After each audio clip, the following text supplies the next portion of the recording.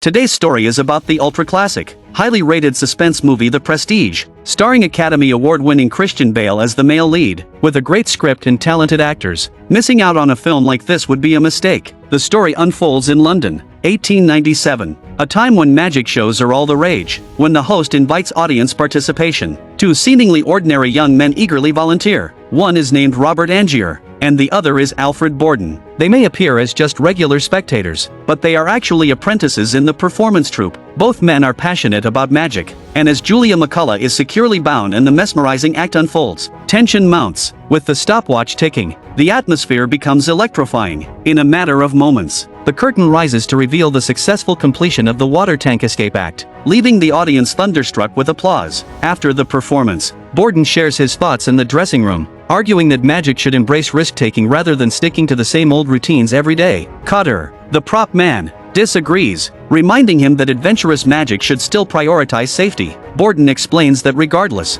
he plans to invent a revolutionary magic trick that will dominate the field. Cutter admires his determination but warns him not to make mistakes with the knots again. It turns out, during the water tank escape act, Borden intentionally made a mistake with the knots to make them seem more secure. Julia McCullough doesn't seem to mind. The water tank escape act is performed once more, but this time, tragedy strikes. Ignoring warnings, Borden again makes a mistake with the knots, causing Julia McCullough to be unable to untie the ropes in time. By the time Cutter got out and broke the tank, it was too late. Angier loses his beloved wife, and Borden's arrogance leads to someone's death. At the funeral, Cutter consoles Angier, advising him to accept the inevitable, and tells him that drowning is like going home. Despite knowing the truth is far from comforting, the man chooses to believe it in his heart. Borden visits Angier, who questions him about the knots he tied. Which knot did you tie?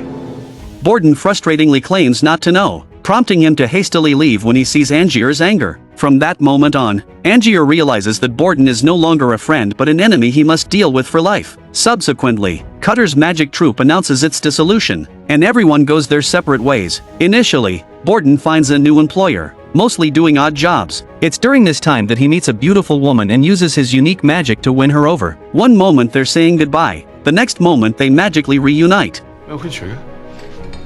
And she becomes Borden's wife. As time passes, Borden establishes his own small theater and hires a prop man named Milton, who seems reserved, especially around Borden's wife. Borden told his wife not to take offense, but she questions if they can afford to hire Milton. Borden reassures her, saying it's okay as long as he shares half of his food with Milton. His wife hints at another impending mouth to feed, and Borden excitedly reveals to Milton that they're expecting a child. From then on, Borden performs even more passionately, knowing he has another responsibility on his shoulders. However, a serious accident occurs during the bullet catch act, as Borden holds the gun, searching for an audience member to interact with. A man with a big mustache steps forward. Without much thought, Borden hands him the weapon, but the man loads it with a bullet. Seeing the familiar eyes before him, Borden realizes he's in trouble. It turns out Angier, long unseen, has been waiting for the perfect revenge opportunity. While the shot resolves their feud, it costs Borden 2 fingers on his left hand. A few days later, as his wife tenderly tends to his wounds, she wonders why they've reopened. Filled with hatred, Borden vows to retaliate fiercely against Angier. Meanwhile, Cutter plans to collaborate with Angier and vows to revitalize their act for new glory. To make their new team shine, Cutter dedicates himself to developing new magic tricks. Additionally, they hire a high-paid female assistant to enhance the stage atmosphere. Under Cutter's arrangement, the first show officially commences, with Angier's performance flowing smoothly and drawing occasional applause. However, during the climax, there's a hiccup with some audience members, one of whom is a woman, while the other is Borden in disguise. Backstage, Angier feels disheartened. He no longer wants to hurt Borden and wishes to end their rivalry. However, the theater's owner walks over and declares the performance a disaster. With this setback, Cutter advises Angier to postpone his act and suggests seeking inspiration at a technology exhibition, where innovative inventors might stimulate the public's imagination. The next day, Angier visits the exhibition hall and encounters Tesla's alternating current, a groundbreaking invention that captivates everyone. Suddenly, amidst the commotion, Angier spots Borden also observing. Surely, he's here seeking inspiration too. After the exhibition, Angier follows Borden through several streets until they reach a scene that deeply moves him. Borden stops by a baby carriage, and Angier realizes the happiness of a family, longing for such joy if his own wife were alive. This scene reignites Angier's hatred, and disguised once again, he blends back into the crowd, expecting chaos. Angier discovers Borden has developed a new magic trick. He enters through one door and immediately appears through another, known as the Transported Man, quickly gaining widespread attention. Although Cutter suspects it's a body double, Angier is unconvinced, especially considering Borden's injured left hand. Convinced it's the same person, unable to uncover the trick's secret, Cutter suggests finding a stand-in to imitate Borden's performance. Shortly after, they find a man at a bar who bears some resemblance to Angier. With makeup, he becomes indistinguishable. After numerous rehearsals, the performance almost reaches perfection.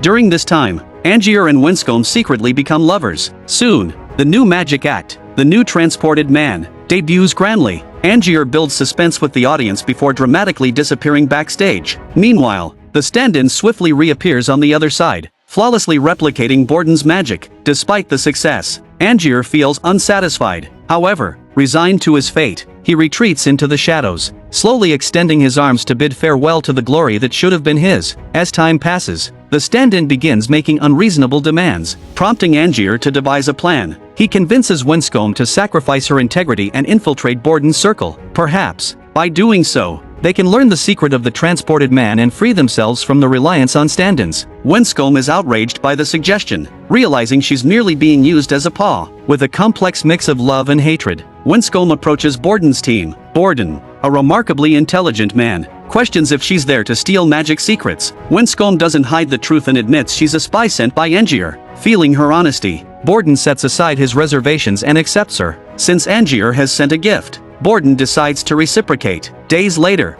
during Angier's performance, he falls unexpectedly as the safety cushion disappears. He looks up to see the stand-in, who has transformed into Borden. As the stage rises, an unexpected figure appears. Clearly, Borden's sabotage was premeditated. Before the show, Borden found the heavily intoxicated stand-in and brainwashed him. The stand-in is securely bound and lowered slowly, with a sign welcoming the audience to enjoy Borden's performance. The audience cheers at this prank, unaware of the severity of the competition. Exposed, Angier becomes the laughingstock of London. That night, Angier confronts Winscombe, revealing his crippled left leg caused by Borden. He questions why she hasn't found a solution yet and accuses her of being involved with Borden. Winscombe responds, "I've told you everything I know. His room contains fake beards, so most likely, the solution involves a double." Angier, consumed by rage, refuses to believe her baseless speculation. Winscombe then produces a diary containing all of Borden's magic tricks. After a cursory glance, Angier finds the diary encrypted. Winscombe insists they return it before morning to avoid detection by Borden. Angier decides to sabotage Borden's act and then faked signs that the diary had been stolen, absolving Winscombe of guilt. With that, Angier leaves the residence. In the following days, Borden upgrades his performances, incorporating Tesla's alternating current onto the stage. With Winscombe's perfect cooperation, Borden's career reaches its peak. Watching his nemesis thrive while he hides in the shadows, Angier decides to take a risk. He collaborates with Cutter to kidnap the prop man, Milton. Unfortunately, Cutter is shot in the arm during the ordeal. The next day, Borden arrives at the designated location. Suspecting that Angier has been pushed to his limit, Angier, limping, approaches and demands the secret of the Transported Man, promising to release Milton once he reveals it. Borden questions the reason behind Angier's actions, to which Angier retorts, "You know better than I do." He then produces paper and pen, and Borden reluctantly complies. With a disdainful glance, Borden writes down a keyword. Angier demands further details, but Borden insists that the keyword is the method. The transaction complete, Angier achieves his goal and swiftly departs. Later, Angier visits Cutter in the hospital, and they open the note together, revealing the name of the inventor, Tesla, connecting this to the appearance of alternating current on Borden's stage. Angier realizes that Tesla must have invented Borden's Transported Man illusion.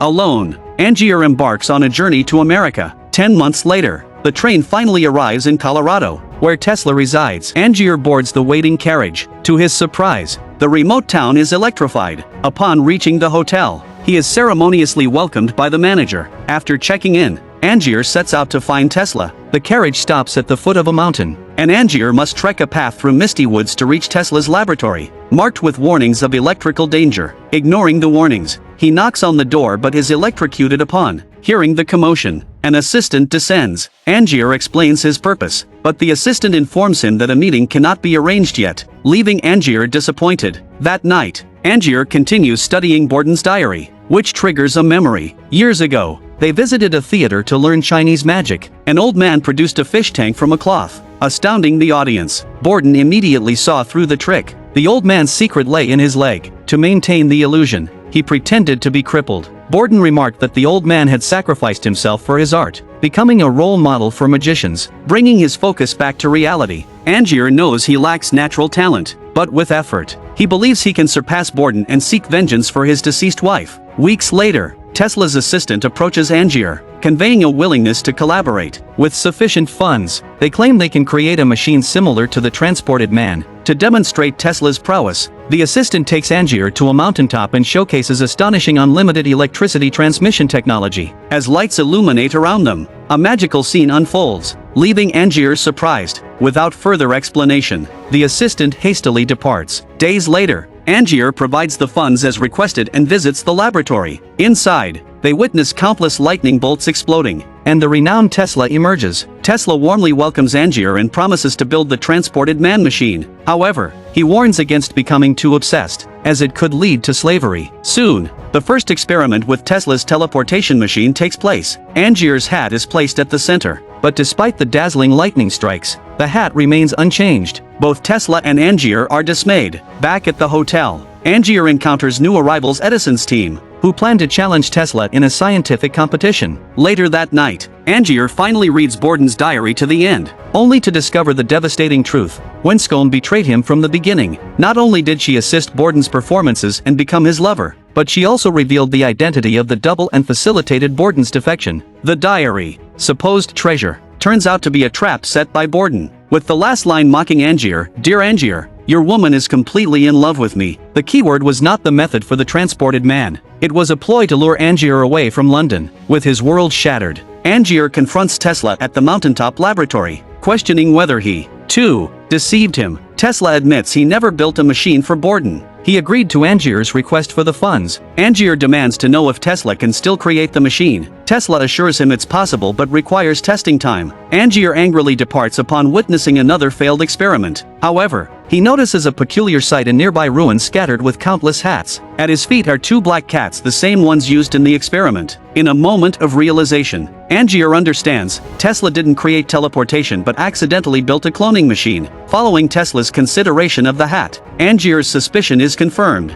indicating the machine needs improvement to achieve the desired teleportation. Meanwhile, far away in London, Borden became a famous magician but neglects his wife due to his busy schedule. Despite Borden's declarations of love, his wife senses trouble brewing. One day, she falls into depression and chooses to end her life by hanging herself. On the other side, Angier returns to find Tesla's laboratory engulfed in flames, bringing an end to the development of the transported man. Upon returning to the hotel, Angier receives good news from the reception. Tesla left behind a box for him, accompanied by a note warning against the dangers of extraordinary pursuits. Despite Tesla's warning, Angier decides to 10 months later. Back in London, Angier began testing the machine. With a pistol for safety, he enters the center, gambling his life for lost love and promises. As a dazzling white light flashes, the transported man magic succeeds. Soon after, Angier meets Cutter and reveals his plan. Cutter will handle investors and operations, while Angier will handle stage performances. One rule must be followed: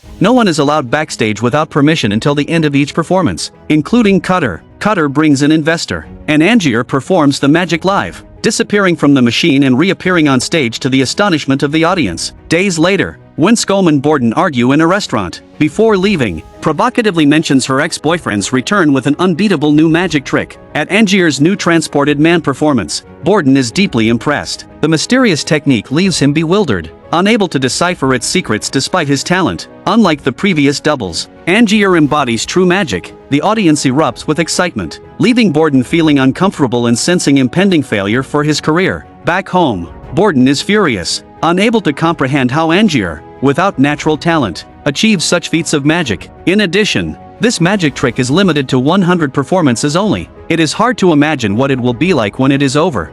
Needless to say, It will probably become a myth in the history of magic. Despite Milton's reluctance to provoke Angier further, Borden vows to confront him. Borden begins studying Angier's magic but only grasps surface details. The first is that there is a secret door underneath people's feet when they disappear. And the second is that the backstage workers are all blind and always pull away a box at the end of the show, which makes it impossible to see the secret. Borden had to blend in with the crowd again as he waited for his chance to interact on stage. Finally, one day, Borden's wish to step onto the stage is granted, and he smoothly infiltrates behind the scenes of the performance. A blind man guards the area, next to an escape water tank. As Borden observes, he can't fathom Angier's plan. Why would he fall into a water tank? As Borden notices Angier's increasingly sinister expression, he realizes something is amiss. Trying to open the water tank's door lock, he discovers the prop lock has been tampered with. Meanwhile, outside, the audience waits, unaware that the magic act has reached its conclusion. Borden pounds on the glass with all his might, but he can only watch as Angier slowly dies. When Cutter hears the commotion and rushes backstage, it's too late. Angier is dead, and Borden becomes the prime suspect. In court, Borden faces murder charges, with Cutter testifying against him. Expressionless, Borden offers no defense, knowing words are futile. After the final trial, Borden is sentenced to death. Thus, both London's great magicians meet their downfall. The story seems to end here, but the cruel truth has just been revealed. A man visits Borden in prison, claiming to be an assistant to a duke, offering to buy all of Borden's magic, including the once renowned transported man. To demonstrate sincerity, the assistant hands over a diary, purportedly Angier's. Reluctant to betray his magic, Borden considers the condition of caring for his daughter, who will soon be an orphan. Borden begins reading Angier's diary, starting from his journey to America by train until his return to London. However, as he reaches the last few pages, Borden's expression turns grim. The diary's conclusion reads, "Dear Borden, I have surpassed your transported man illusion and successfully turned you into a convict." Staring at the unbelievable words, Borden's scalp prickles. Could it be that Angier isn't dead after all?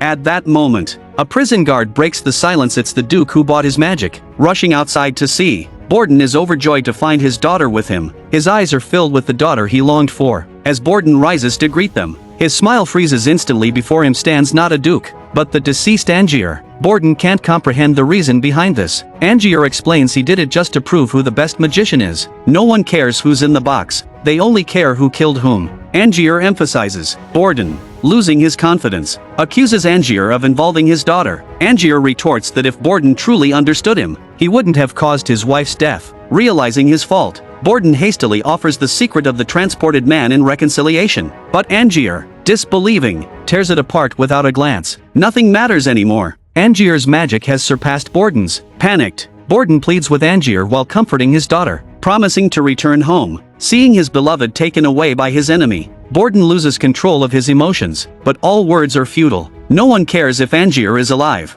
They only care that Borden killed someone. Later, at the mansion, Angier encounters someone. Cutter. Seeing the living man before him, Cutter can't believe it's real. Angier, seeing his disbelief, reveals the truth about the machine to him. Tesla didn't create a teleportation device but left behind the cloning machine. Cutter understands instantly Angier's death was a sham, and the deceased was just a clone, while the real Angier escaped unscathed. This explains why no one was allowed backstage during the performance to conceal the secret. With this revelation, Cutter is firm in his conviction and insists the machine must be destroyed. After Angier's faux death, the court auctioned off his magic props, but under the guise of a duke, Angier purchased them. Though Cutter doesn't know the machine's secret, he senses its strangeness, prompting him to find the duke to destroy it. Angier assures Cutter on the spot that the machine will never be activated again, and he dismisses the shaken Cutter. Meanwhile, Borden has one final meeting with Milton, bidding each other farewell. Borden deeply regrets not heeding Milton's advice and some foolish decisions he made. Finally, he apologizes to Milton,